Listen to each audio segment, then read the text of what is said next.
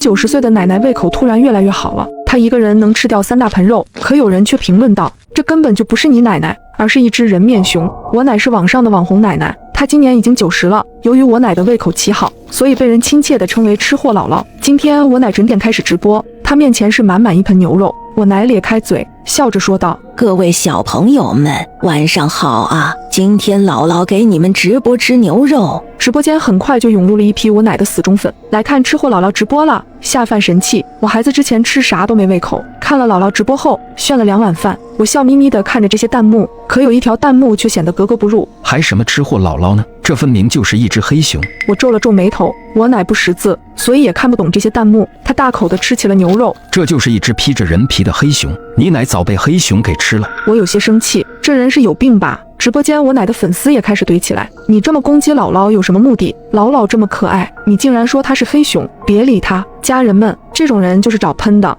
那人又说话了，呵呵，我杀了一辈子黑熊，一眼就能认出来。我问你，你奶奶是不是以前也没这么能吃，突然胃口变好的？我没猜错的话，应该是1个月前突然这样的吧？我愣住了，因为我奶的确是1个月前的某一天，胃口突然变得特别好。仔细想来，好像是我奶旅游回来之后。之前奶奶和寻常的90岁老人一样，胃口一般，可旅游回来之后，她不仅胖了1圈，就连精神和胃口都好了不少。我偶然给她拍了几个视频，传到网上就火了。吃货姥姥还真的是1个月前才开始直播的，这有什么？随便去看下直播日期不就知道了吗？现在都什么年代了，还用这一套骗人呢？直播间的网友开始为我奶打抱不平，那人却不依不饶，你奶奶是不是连作息时间都变了，昼夜颠倒了，白天睡觉，晚上才起来活动？我一愣，那次旅游回来后，我奶的作息时间一整个大改变，从原来的早睡早起变得比我还能熬夜。我问她为什么突然这样，我奶笑呵呵地说道，之前团里有好几个年轻人，跟他们在一起久了，我也想试试年轻人是怎么生活的。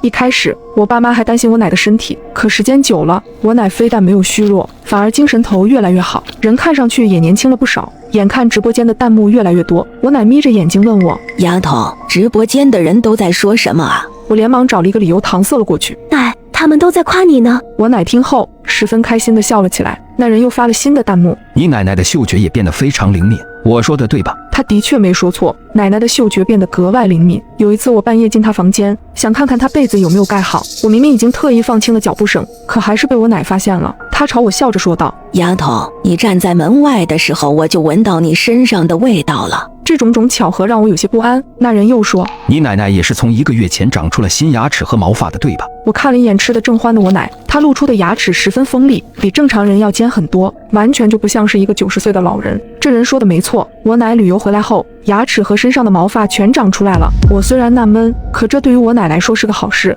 也就没放在心上。可现在种种巧合都被这人一一说了出来，我心里总觉得不对劲。直播间有网友找出了我奶1个月前的视频对比，我去，虽然我觉得这个青云道长在胡说八道，可吃货姥姥1个月前的视频里的确牙齿都掉光了，还真是。这个道长说的不会是真的吧？怎么可能有老人短短1个月长出了新的牙齿啊？大家别听这个清风胡说八道，本人医学生，老人重新长出牙齿是有先例的。虽然这种情况微乎其微，但也不是没有这种可能性。可是你们没人觉得吃货姥姥的瞳孔大小都变了吗？我刚看了作者最早发的视频，那时候姥姥的瞳孔可没现在这么大呀。别说了，我真的害怕。我越看姥姥的眼睛越觉得吓人。眼看直播间的弹幕开始乱作一团，我只能提前结束直播。我奶还有些不解，丫头，我才刚开始吃啊，怎么就关掉了？还有很多胃口不好的小朋友等我下饭呢。我盯着我奶的眼睛，发现她的眼睛的确和之前有些不一样。之前奶奶的瞳孔分明是正常人大小，可现在她的瞳孔却看着又黑又大，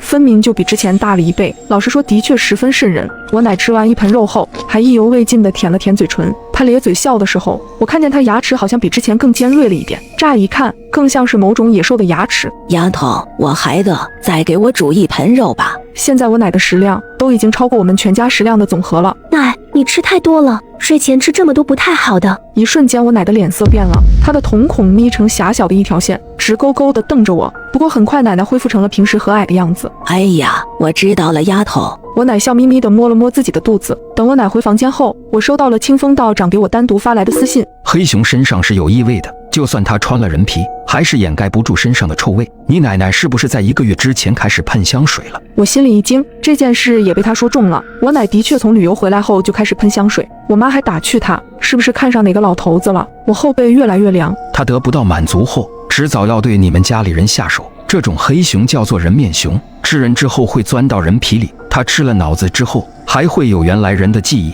我之前遇到过人面熊，他伪装成原主人，跟他的一对妻女生活在一起长达3个月之久。最后我赶到的时候，那只人面熊已经不见了，家里只剩3张腐烂的人皮。我追了这只人面熊有1年之久，我怀疑你奶奶就是我追的那只人面熊。我最后一次见到她是姑娘山附近。看到姑娘山这3个字，我顿时瞪大了双眼，因为我奶跟团旅游的地方就是姑娘山。冷汗从我额头冒出，难道我奶真的是人面熊？你要是不相信，可以等会儿在她的房间里放一块生肉，黑熊是无法抵挡肉的诱惑的。我颤抖着回复道：道长，要是我奶真的是你说的那只人面熊的话，要怎么办？带你爸妈逃得越远越好。人面熊一旦定下了想要追杀的目标，就会一直追杀你们。如果你奶就是我一直追踪的那只人面熊，这熊已经吃了很多人了，它实力很强，我拿它也没有办法。我决定先按照这个清风所说，在我奶房间里放一块生肉试试。我强忍着困意，熬到了5点多，天都已经亮的时候，我蹑手蹑脚地来到我奶房间口。我奶应该已经睡了，我小心翼翼地推开门，我奶打着巨大的呼噜声。我把生肉放在她床边不远处的角落里，那块生肉血淋淋的，如果我奶不是黑熊，她肯定是不会吃的。正当我准备离开的时候，我瞥见我奶不知何时睁开了眼睛，她面无表情地斜着眼睛看着我，眼睛像是冒着绿光。丫头，你一大早在我的房间里做什么呢？我奶半眯着眼，直勾勾地看着我问道：奶，我过来看看你踹被子了没呢？你忘记前几个月你半夜踢被子，感冒了半个月，把我们都快担心坏了。我连忙挤出一个微笑，我奶若有所思地点了点头。放心吧，我现在早就不会踹被子了。倒是你在我房间里放了什么东西？我奶吸了吸鼻子，我没想到她的嗅觉这么灵，那肉我藏在角落里，还是被发现了。我睡不着，大黄一直吵我，我想拿肉喂它呢，来你房间的时候一不小心就掉了。我只能把生肉拿出来。当我拿出肉的那一瞬间，我看见我奶的瞳孔变得似乎更大了一点，我分明看到她吞咽了好几口口水。我的心沉了下来，这生肉闻着十分腥，普通人闻着都觉得恶心，可看我奶这样子，像是十分渴望一样。我奶眼珠子转了转，我这昨晚就没吃饱，看见你这肉又饿了。丫头，你给我煮点肉吃吧。我故意把生肉递到我奶跟前，我奶却露出抗拒的表情。这生肉臭死了，难怪我一下就闻到了。她脸上的嫌弃十分真实。好，我这就给你煮肉去。我心有余悸地来到厨房，把这事告诉了清风道长。清风道长也没睡，很快回复了我。看来这只人面熊已经吃了太多人，智商变得更高了。它甚至懂得忍耐，抵抗肉的诱惑了。它每吃掉一个人，智商和力量就能变得更高。等它吃腻这些肉的时候，就会开始对你们下手了。我着急了，道长，那怎么办啊？还有一种办法，我给你寄一袋我专门研制的对付人面熊的毒药。人面熊警惕性非常强，我之前一直没有机会靠近它，但你有下手的机会。可这种毒药是不可能一次性杀死它的，只能让它更虚弱，我就能对它动手。我愣住了，因为现在我心底只是有些怀疑而已，可让我真的给我奶下毒，我是怎么也做不到的。清风道长见我迟迟没有回复，便回道：我知道你现在还没有完全信任我，这样吧，你去看看你奶脖子后头是不是有个伤口，人面熊钻人身体里头也不会毫无痕迹，那伤口就留在后脖梗处。我刚准备回复清风道长，瞥见玻璃门内站着一道身影，我奶就站在厨房门后，她脸上没什么表情，也不知道站在那儿多久了。我一激灵，奶，你吓死我了，你怎么走路没声音的？我奶脸上挂着一种十分古怪的表情。丫头，你听过一句话吗？动物走路是没有任何声音的。一股恶寒从我脚底升起，直接窜到脑袋顶上。我奶却笑了，瞧你脸上的表情这么难看，我是跟你开玩笑的。别人都说这人越老啊，就跟猫儿一样走路没声了。我奶自顾自地说着，又吸了吸鼻子。丫头，好香啊！她盯着我，咧开嘴微笑着说道。我突然觉得奶奶笑起来有些吓人，牙齿似乎变得更加尖锐了。我甚至不知道她到底是在说肉香，还是在说我香。我听到奶奶的肚子发出咕噜噜的叫声，她看着锅里的肉，几乎双眼冒出了绿光。奶，这肉还得再煮一会儿，还没熟呢。可我奶却仿佛饿得受不了了，直接就把肉捞了出来。她像是完全察觉不到烫一样，把半生不熟的肉全塞在嘴里。我奶狼吞虎咽地咀嚼着，甚至连骨头都被她嚼得咯嘣作响。看见我奶这种瘆人的样子，我愈发的倾向于这是那个人面熊。他背对着，佝偻着身子，正在大口吃肉。我悄悄地靠近他，我要看看他脖子上到底有没有伤口。我奶声音突然阴沉地说：“丫头，你想干什么呢？”我连忙说道：“奶，你脖子上有个蚊子，我正准备帮你弄掉呢。”我奶缓缓地说道：“是吗？”让我想不到的是，他主动掀开了自己的头发，我看到他脖子上干干净净的，没有任何伤口。这一眼，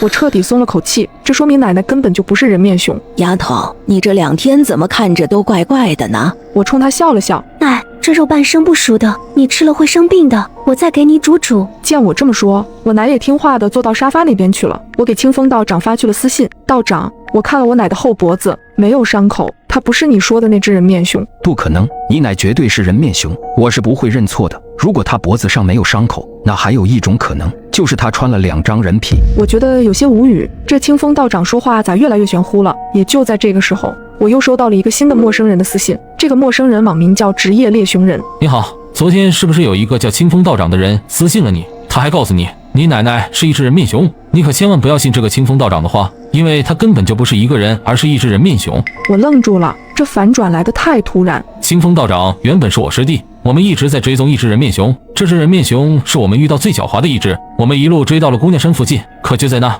我和师弟失去了联系，他失踪了。等我再看见他的时候，发现他已经被人面熊吃了，人面熊穿上了他的人皮。你奶上个月去过姑娘山，对吧？人面熊这精怪对看上的食物非常有执念，他一定是在那个时候就盯上你奶了。不过他没找到机会下手，他是不是问你要地址了？我心底一凉，清风道长的确问我要了地址，说要给我寄他研制的能毒倒人面熊的药，但我没给他。一旦人面熊知道了你奶在哪里，他就会过来吃掉你们一家。我没有办法对付这只人面熊，所以你千万不能告诉他地址。我感到毛骨悚然，难怪清风道长能知道这么多细节，原来他就是那只人面熊。你们一家已经被人面熊给盯上了，千万要小心。那我该怎么办啊？人面熊这种东西有一个弱点，他们是靠嗅觉来辨别人的，但视力非常的一般。我杀不了人面熊，但我有法子可以让他暂时找不到你们。你去找一只刚出生绝夭折的黑狗，记住必须全身是黑色的，一根白毛都不能有，用黑狗血涂在身上，就能暂时掩盖你身上的气味。也不知道是不是老天在帮我，刚巧我邻居家的黑狗生的小狗崽死了，这夭折的黑狗有了，邻居也不知道我拿狗有什么用。我只说了最近对标本研究有点兴趣，不过邻居看着我欲言又止。徐姐，你是不是有什么想要跟我说的？徐姐看了看我，又往我身后看了看。小苏，你家没出什么事吧？可能也是我眼花了。前段时间半夜我刚好睡不着，起来喝水，我就看见你家2楼的窗户大开着。那天是雷雨天，我还以为是你们忘记关窗了，正想着要不要去提醒你们呢，我就看见一个黑影从窗户里爬了出来，黑乎乎的很大一团，我当时吓坏了，因为那玩意看着实在是像。徐姐的脸上露出一丝恐惧的表情。黑熊看起来就像是一只熊，可是却长着人的脑袋。我整个身子都僵硬住了。徐姐，你确定你看到的是一只黑熊？有可能眼花了，因为那熊长着人脑袋。徐姐的表情也变得不确定起来。那你看清那张人脸了吗？我紧张地屏住呼吸。那东西很快就消失不见了，我没看见过他的正脸。回到家里后，我魂不守舍，惴惴不安。如果那只人面熊早就已经找到我家了，为什么不对我们动手呢？难道有其他恐怖的原因？挤进晚8的地铁，一阵警报声突然响起。地铁规则：禁止出现噪音。警报响起后，地铁里陷入一片死寂，只剩几个刷视频的人仍然沉浸在最大音量的外放里，边看边笑。还没等我反应过来，车厢内突然闪烁起刺眼的红光，车门轰然打开，那几个笑呵呵的乘客变得双目无神，整齐地放下手机，排队跳下了车。车门在关上时，玻璃上已经染满了血色。面对这骇人的场面，我狠狠拍了拍脸，发现并不是梦。环视四周，满是和我一样慌张的乘客。这时警告声再度响起，检测到环境无噪音，规则正式启动。1、地铁行驶中，每10分钟抵达一个站点，请乘客们留意车间广播。2、每抵达一个站点，地铁开门，请勿在车厢内持续逗留。3、本路线除起点和终点外，共有6个站点，每个站点都有各自的规则，请务必遵守。4、完成站点规则后，乘客方可安全回归车厢，前往下一站，严禁提前回归，否则后果自负。5、驶过6站之后，地铁抵达终点，唯有终点代表安全生还。注意，前方到站恶鬼桥。广播结束后，地铁停下，车门打开，一束泛绿的幽光照进车厢。虽然仍处在蒙圈的状态，但我还是赶紧跟着人群冲下了车。下车之后，映入眼帘的是一座古朴的石板桥，桥下有一潭死水，无数煞白的手臂漂浮在水面，密密麻麻，不停挣扎。桥上则端坐着一位身着黑色旗袍的女荷官，她的嘴角挤出一丝微笑，指了指桌案，那里有一颗红枣模样的骰子。欢迎大家来到恶鬼桥，骰子有大小，猜中者生，猜错者或是不想猜的人，就请留在这里陪着我了。他的语气相当温柔，却让人无比窒息。只见他手指一勾，点中了一个人群前列的衬衫男，随后将骰子轻轻一盖，简单的摇晃了几下。他眼神死死盯着衬衫男的脸。你选大还是选小？衬衫男顿时屏住了呼吸，犹豫再三，才支支吾吾说出答案：小。盖子揭开，骰子上的点数是5。恭喜你，留下来陪我吧。衬衫男的双眼顿时失去了神采，和之前跳下地铁的乘客如出一辙，仿佛提线木偶一样向池边走去，皮肉瞬间被腐蚀得干干净净。一阵惨叫声扎进众人的耳朵，眨眼的功夫，水面上又多了条漂浮的手臂。荷官却如同没看到这惨烈的一幕，反而笑得更加开心。下一位，骰子摇晃，是大还是小？大吧。答案揭晓，骰子正上方的点数是3，池水上方又是一阵撕心裂肺的哀嚎。光是皮肉腐蚀的画面，就看得我心惊肉跳，不敢直视。而桥上的荷官仍在不停点人，摇晃着骰子，宣判着众人的生死。因为下车时跑得比较慢，所以我处在人群偏后方的位置。前面一共有32人参与，仅有11人猜中了大小。当然，凡事总有例外。一位大妈不顾规则的要求，选择死活不开口。结果1分钟后，大妈在众目睽睽之下，一口一口地慢慢咬死了自己。随着荷官缓缓一指，排在我前面一位的校服少女颤颤巍巍走上了桥。你选大还是选小？少女额间全是冷汗，咬紧牙关说出了自己想了很久的答案：小。开盖之后，他看到了点数6，他绝望地向我伸手求救，却又自顾自地一头扎进了水里。惨叫声穿过我的耳膜，因为下一个就轮到我了。骰子轻轻摇晃，荷官微微一笑：是大还是小？我看着他渗人的眼神，从小抽卡就没出过好东西的我，实在不敢把生命寄托到运气上。荷官见我愣神，又开口问了我一次：是大还是小？从他温柔的眼神里，我猛然读出了一条最重要的信息。那一瞬间，每个人猜大小的场面都从我的脑海中掠过。原来规则就藏在他的话语之中，因为荷官会根据摇出的结果问出不同的问题。如果结果为大，他的问题是你选大还是选小；如果结果为小，他则会换一个问法，是大还是小。所有人都处于金句之中，竟没发现他这2套不停切换的固定话术。想清一切关节之后，我坚定地开口：小。结果停留在2，我长舒一口气，从死亡的气息里走了出来。我刚想转头把判断方法告诉剩下的乘客，却瞥见荷官对我微妙一笑，他伸出食指停在嘴唇上方，比出了晋升的手势。第1站结束，只有不到20人活着回到了车厢里。地铁重新启动，听着车轮不断摩擦铁轨的声音，我不禁想，第1站就死了这么多人，后面的5站该怎么过？正当我心绪不宁的时候，旁边的女生轻轻拍了拍我的肩膀：你好，我叫青青。你好，你找我有什么事吗？接下来的站点，我想找你合作。如果我没猜错的话，在恶鬼桥，你其实已经看穿了真正的玩法，对吧？我不禁皱紧眉头。你怎么知道？青青没有正面回答，而是学着荷官的样子，把食指放到嘴唇上。因为我看见他也对你比了这个手势。我深吸一口气。没错，我发现了规律，那就是在大小不同时，他各有一套询问的话术。居然和我的解法并不一致。我找到的规律是它的摇动，如果顺时针则为大，逆时针就是小。听了他的话，我不禁陷入沉思，原来生路不止一条。随后我看了看青青闪烁的眼眸，忍不住继续问：你还有别的发现吗？他沉吟片刻说：有，但你可能接受不了。什么？其实我们可能早就死了。青青的话让我陷入震惊之中，直到他引导我目光移向座位的下方，这才发现车厢的内壁上竟藏着密密麻麻的划痕和烧痕。看到了吗？这辆地铁表面上光鲜亮丽，其实早已经千疮百孔了。我怀疑我们乘坐了同一辆出事的地铁。与此同时，广播声突然响起：注意前方到站地狱山。车门打开，一股炽热的暖流立马涌进车厢。下车之后，对面是一座极高的火山，岩浆喷发，不断往山下流淌，在山脚下聚成滚烫的一滩，只是靠近就感觉快要被蒸发融化。而岩浆的边上站着一个身着判官服饰的男人，他拿着一个个黑色的石碑，诉说着地狱山的规则。欢迎来到地狱山，请各位直面恐惧。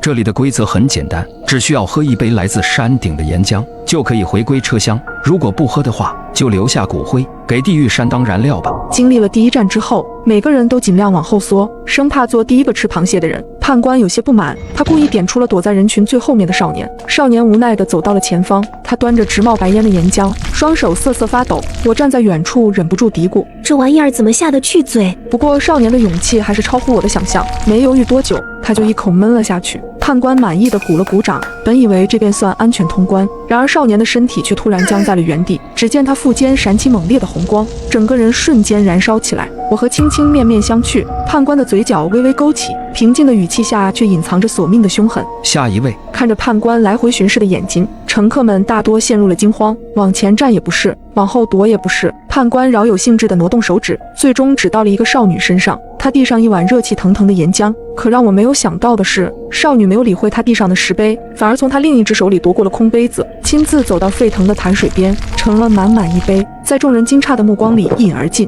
看着浑身冒烟的他，我皱紧了眉头。这是什么狠人？本以为不出3秒时间，他就会和那位短发少年一样爆体而亡，可足足过了很久，待到白烟消散，他都没有发生任何异响，反倒是一直表情玩味的判官陷入了一霎的错愕，最终无奈地鼓起了掌。精彩，精彩！直到这时，众人才终于反应过来，少女过关了。原来这就是地狱山的奥秘，既不能不喝岩浆，也不能喝判官递过来的，而是要自己亲手去盛上一杯。我看向旁边的青青，你知道这是什么原理吗？青青显然也在思考其中关节。你还记得地狱山规则的第1句话吗？我回忆了一下判官的说辞，只需要喝一杯来自山顶的岩浆，就可以回归车厢。不，前面那句，请各位直面恐惧。直面恐惧？没错，炽热的岩浆就是我们恐惧的来源，只有主动去喝下它，才算是直面恐惧，而从判官手里接过来的，只能算被动的妥协。我终于恍然大悟，有了少女的示范，后面的人通关就容易了许多。除了一个人因为只装了半杯，被判官推进了岩浆里，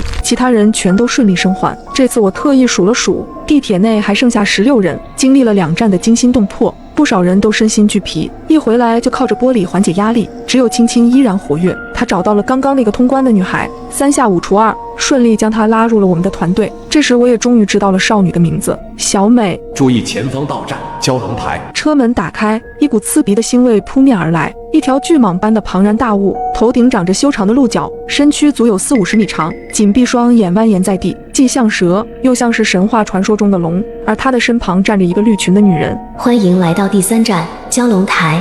如你们所见，我养了一条蛟龙，它平日里最喜欢的零嘴就是火人。你们需要在蛟龙台带上1炷香的功夫，此间它会在这里自由活动，以你们为目标。1炷香之后，没有被它吃下肚子的幸存者就可以离开此站。说罢，女人拿出一尊金色香炉，流出淡淡白烟。蛟龙双目一睁，露出2只火热的瞳子。还没等我们仔细琢磨女人讲述的规则，蛟龙便已经开始了行动。它虽身长40-50米，看起来相当笨重，却有着快如闪电的速度，吓得所有人都抱头逃窜。一位腿脚不利索的大叔，因为跑得太慢，第一个被蛟龙衔进了嘴里。看着这个场景，所有人跑得更加卖力。可蛟龙台的面积并不算大，而且没有任何遮掩身形的物体，空空旷旷，压根没给多少逃跑的余地。蛟龙的身影四处腾挪，每每只需要一口就能吃下1整个人。该怎么办？破解方法是什么？我一边拼死逃命，一边在心里不断回顾女人的话，但不停的跑动让我有些大脑缺氧，完全没法静下心来思考。而场上蛟龙的移动却是极快，转眼间又将1人吞进腹中，3两下消化个完完全全。打了个兴奋的饱嗝，1炷香才燃了1/3。16个乘客已经只剩下8个，一直跑根本解决不了问题。眼看抠破脑袋，我忍不住瞥了瞥同样亡命奔跑的2位同伴青青和小美，可仔细看去才发现，蛟龙最新瞄准的目标就是青青。眼看蛟龙的位置越来越近，千钧一发之际，青青却突然停下了脚步，站在原地不跑了。不仅不跑了，连任何动作都不再有，如同一根木头，看得我一脸疑惑。可接下来的景象让全场人都呆住了。青青一动不动之后，蛟龙也随之停下了移动，好像丢失了目标一样，左顾右盼，重新寻找起了目标。青青活下来了，原来如此。这一战的谜底竟然如此简单，只需要当做木头人的游戏就能安然通过。有了青青的例子，所有人都反应了过来，立马有样学样，停下了所有动作。本来残暴无比的蛟龙瞬间失去了所有目标，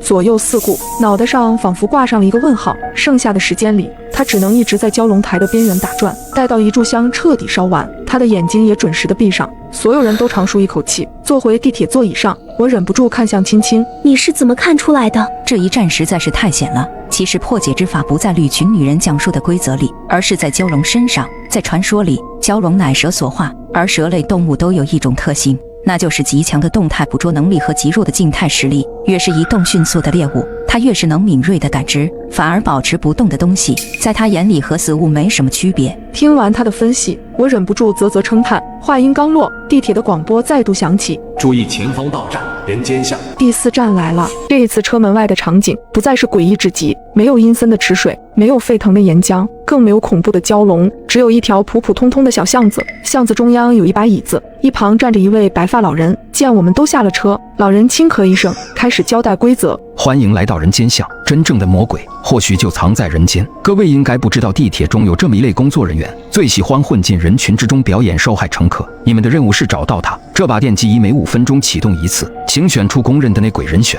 将他烧成灰烬。每次电击结束，我会告诉你们此人是否为真正的内鬼。真相大白之后，各位便能安然返还车厢，前往下一站。此话一出，我们每个人都不禁看向身旁的其他人。8个幸存者里，竟然还混进了一个地铁的内部人员。霎时之间，空气中的氛围变得焦灼又紧张，每个人都忍不住长嘶了一声。尤其是我，此时已经拧紧了脸，死死盯着紧靠在我身旁的青青。他也太符合内鬼的形象了，知识面广，能用各种思路破除迷局。所有人都没注意的车厢划痕，也是由他发现的。遇事冷静，在所有人都慌乱沉默的时候，只有他到处拉拢观察力强的乘客，组成团队。真说起来，我们都是被命运和规则摆弄的人，只有他像是个闯关的玩家一样。要是没有交代内鬼之处，我只当他是个知识渊博的精英人士。但老人一说出关于内鬼的规则，我瞬间觉得全和他对应上了。青青或许也注意到了我的表情，此时赶忙冲我摆手：“咱们一起度过3个生死难关了，你不会怀疑我吧？”我沉吟片刻，给了个比较体面的解释：“毕竟这里一共就8个人，当然是每个人都要怀疑一下才行。”他掏出了一张工作证，上面赫然写着江城大学副教授青青。这时一旁的小美也忍不住靠过来凑热闹。可是这也证明不了什么，谁说内鬼不能提前伪造一份身份证明呢？面临着我们俩的双重怀疑，青青想了许久，才终于给出了新的解释。如果我真是内鬼，我肯定会默不作声地混过每一关，尽量隐藏在人群里，以免被人发现，以增加这一关的胜算，对不对？但是你们看看我，不仅破解了2关的迷局，还找你俩宣扬轮回考验的说法，商量着过关的办法，简直不能再高调了。真正的内鬼在知道每一个关卡的情况下，怎么可能干出这种显眼包的蠢事？我仔细思考之后，觉得青青说的也不无道理。可是假如他不是内鬼的话，人群中谁又是内鬼最可能的人选呢？没人能站出来提出强有力的推测，毕竟坐上电击椅就一定会被烧成灰烬。眼看5分钟的时间就要结束，终于有一个人站了出来：“各位，既然无人发言，那就由我来做这个破局者吧。”随后他掏出一张侦探工作证：“鄙人不才，从事这私家侦探的工作，擅长推理。”侦探？那你说说看，内鬼是谁？侦探手指一伸，指向了一直站在比较边缘位置的一位秃顶大哥：“我们要找的内鬼就是他。”我忍不住问：“为什么是他？”侦探轻咳一声回道：“你们要相信一个侦探的业务能力。我从第1站开始就在观察你们每一个人的行为。我知道你们有些人可能会怀疑这个叫青青的女孩，她的表现非常亮眼，就像是提前知道了地铁的运行规则一样。但根据我的观察，她在每一站里眼神都在不停向上瞟，那是思考的标志。微表情是很难骗人的。反观这位大哥，看似平平无奇，没有被推举出来的理由，但只有我注意到了。他一路沉默寡言，几乎没和任何人产生交流，目光也一直都非常呆滞，一回到车厢就开始眯眼睡觉，这哪像是能活过3站的样子？但他偏偏就成为了幸存的8人之一，走过了一半的难关，所以我断定他就是那个隐藏颇深的内鬼。听完侦探一连串的推理，场中甚至有人鼓起了掌，因为时间即将到达5分钟，没等那位秃顶大哥反驳，就被人死死地按在电击椅上。时间抵达之后，电击椅上电光四射，没几秒的功夫，秃顶大哥就被烧成了灰烬。电击结束之后，老人对我们微微一笑：“抱歉，此人是真正的乘客，不是内鬼，请各位继续寻找。”此话一出，全场人都愣住了。本来信心满满的侦探，此时仿佛遭受到了天大的打击。直到第2个5分钟即将到来，老人指着电击椅的位置：“请尽快推举出第2轮的人选。”各位，我叫张明，是位推理桌游老玩家。第1轮里跳出来指认内鬼的人，嫌疑是最大的。我建议这一轮让侦探来接受电击。眼看时间将至，有人跟着附和起来：“没错，既然敢在第1轮的时候强行点身份，那就要做好承担责任的准备。”随后他2个就把侦探按在了电击椅上，随着电流声滋滋作响，侦探也被烧成了灰。老人的话术依然如旧：“抱歉，此人是真正的乘客，并非内鬼，请各位继续寻找。”第3个5分钟变得更加沉闷，没有人再敢主动说话。随着时间越来越紧急，一道清脆的声音响起：“我知道了，我们可能全都想错了。有没有一种可能，我们里边压根没有内鬼？规则里说真正的恶魔或许藏在人间，注意他的用词，是或许而不是一定，所以我大胆地猜测，我们之中根本就不存在内鬼，只要我们不推出任何一个人，就不会出事。听完他的分析，我们恍然大悟，这一次没有人再强行推人坐上电机椅。一阵噼里啪啦过后，老人的声音响起：恭喜各位，找出了真相，你们可以前往下一站了。车厢里，我忍不住叹出一口气，人间道的互相猜疑实在太过可怕，不知道后边又是什么考验。注意前方到站，修罗场。